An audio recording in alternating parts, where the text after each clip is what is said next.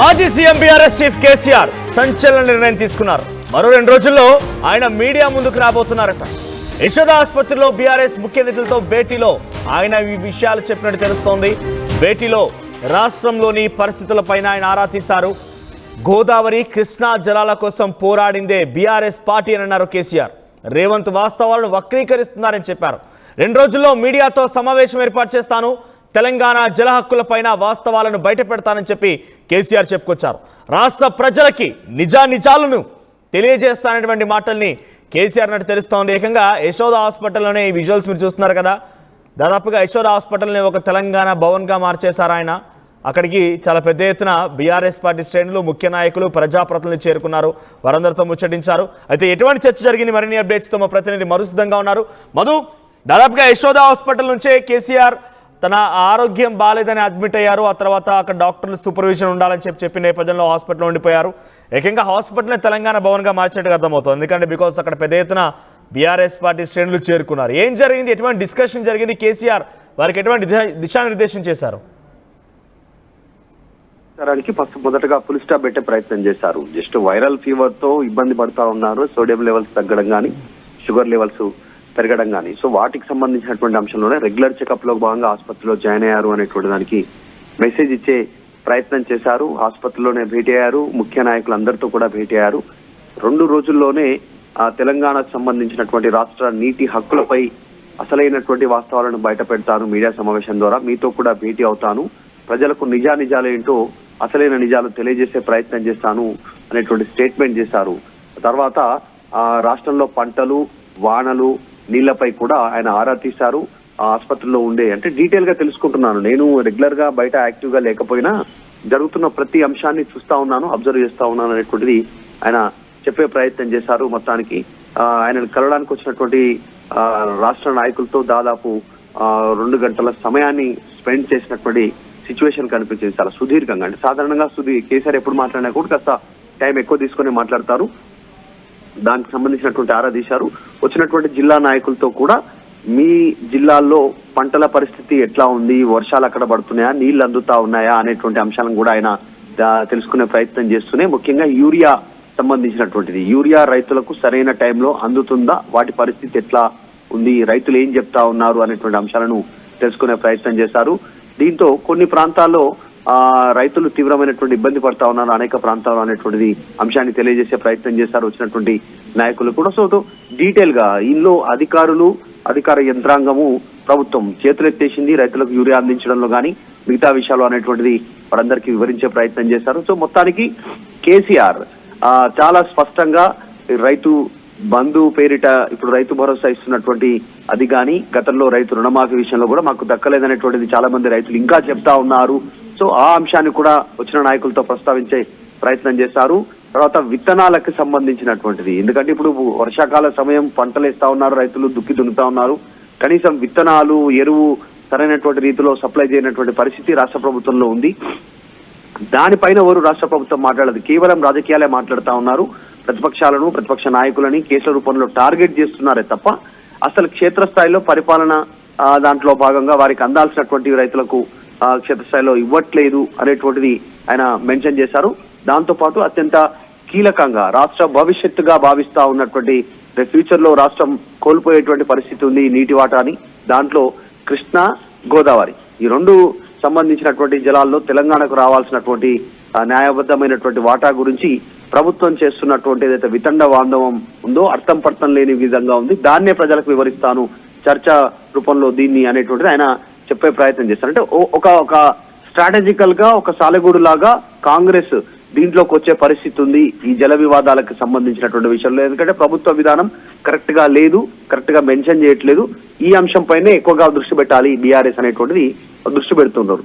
మొదటి నుంచి కూడా తెలంగాణ ఉద్యమం జరిగిందే నీటి వాటాల గురించి, కాబట్టి ఇక్కడ మళ్ళీ అన్యాయం జరగబోతా ఉంది ఈ బనకచెర్ల ప్రాజెక్టుకి సంబంధించి, కృష్ణా గోదావరి సంబంధించినటువంటి జలాల వాటాల్లో దానిపైన దృష్టి పెడుతున్నట్టుగా చాలా స్పష్టంగా కనిపిస్తా ఉంది. ఇప్పటికే హరీష్ రావు కాంగ్రెస్ పార్టీ మాత్రం ఇక్కడ చాలా కరాకచ్చిగా దీనన్నిటికీ కారణమే కేసీఆర్ వల్ల ఇవన్నీ కూడా కోల్పోతుంది. కేసీఆర్ మళ్ళీ కాంగ్రెస్ పార్టీని టచ్ చేసి కాంగ్రెస్ పార్టీని ఎటువంటి వ్యాఖ్యలు చేసినా కాంగ్రెస్ పార్టీ మళ్ళీ డైరెక్ట్గా రోజా ఇంటి దగ్గర చేపల పులుసు దగ్గర స్టార్ట్ అవుతుంది. సో రోజా ఇంటి దగ్గర చేపల పులుసు తిని రాయలసీమకు నీళ్ళు ఇస్తానని చెప్పి జగన్తో మంచి సత్సంబంధాలు మెయింటైన్ చేసి ఏది మాట్లాడకుండా కేఆర్ఎంబీ గురించి ఎటువంటి ప్రస్తావన లేకుండా ఇష్టం వచ్చినట్టు వివరించిన కేసీఆర్ అనే రకం కూడా కాంగ్రెస్ కౌంటర్ ఇస్తోంది. ఇప్పుడు కేసీఆర్ మాటల్ని కాంగ్రెస్ ఎలా తీసుకోవచ్చు, పోనీ ప్రజలు ఎలా ఆలోచించే అవకాశం ఉంది?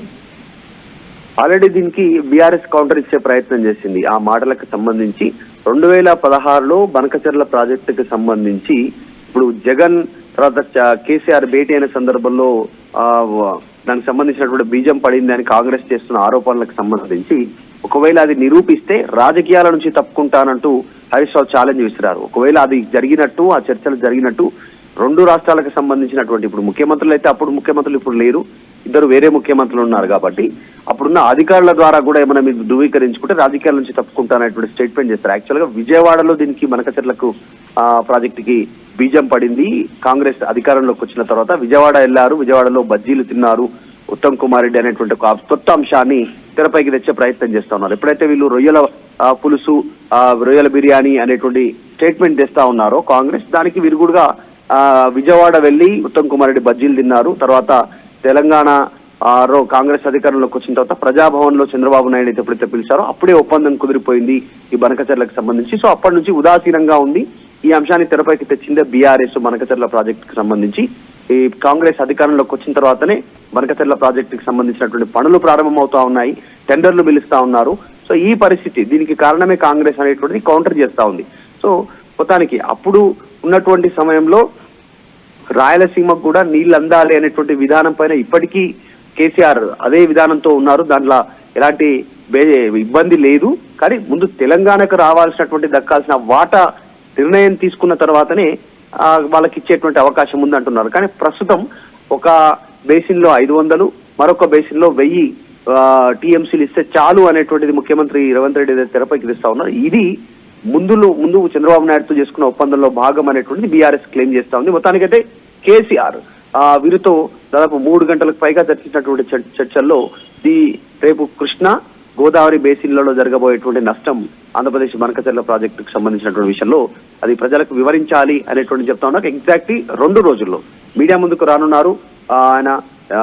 దీంట్లో ముఖ్యంగా అన్ని విషయాలు చెప్పే ప్రయత్నం చేస్తా ఉన్నారు. నిన్న జరిగినటువంటి సమావేశంలో కీలక నాయకులందరూ పాల్గొన్నారు. శాసన మండలి డిప్యూటీ చైర్మన్ గా ఉన్నటువంటి బండా ప్రకాష్ గాని, తర్వాత ప్రస్తుతం ఆయన వర్కింగ్ ప్రెసిడెంట్ కేటీఆర్ గాని, మంత్రులు మాజీ మంత్రులుగా ఉన్నటువంటి కొప్పుల ఈశ్వరు, హరీష్ రావు గాని, తలసాని శ్రీనివాస్ యాదవ్, ప్రశాంత్ రెడ్డి, ఎమ్మెల్యేలు, తర్వాత జగదీశ్వర్ రెడ్డి, కల్వకుంట్ల సంజయ్, బండారు లక్ష్మారెడ్డి గాని, మాజీ ఎమ్మెల్యేలు శంకర్ నాయక్, బాల్క సుమన్, చిరుమర్తి లింగయ్య, ఆర్ఎస్ ప్రవీణ్ కుమార్, ఇలా డైరెక్ట్ గా కేసీఆర్ మరొక ఉద్యమానికి పిలిపిస్తున్నారా? ఉద్యమానికి తెరలేపే అవకాశం కనబడుతోంది. బీఆర్ఎస్ పార్టీని మళ్ళీ యాక్టివేట్ చేయాలి, నేనే డైరెక్ట్ రంగంలోకి దిగాలి. ఇన్ని రోజుల పాటుగా బీఆర్ఎస్ పార్టీ కొన్ని ఉద్యమాలు చేపట్టే పెద్దగా సఫలీకృతం కాలేదు. అట్ ది సేమ్ టైం వారికి బూమరాంగ్ కూడా అయినట్టుగా అటు కాంగ్రెస్ కానీ బీఆర్ఎస్ కానీ భావిస్తోంది. కాబట్టి డైరెక్ట్ గా కేసీఆర్ ఒక ఉద్యమానికి పిలిపిస్తున్నారా కాంగ్రెస్ పైన?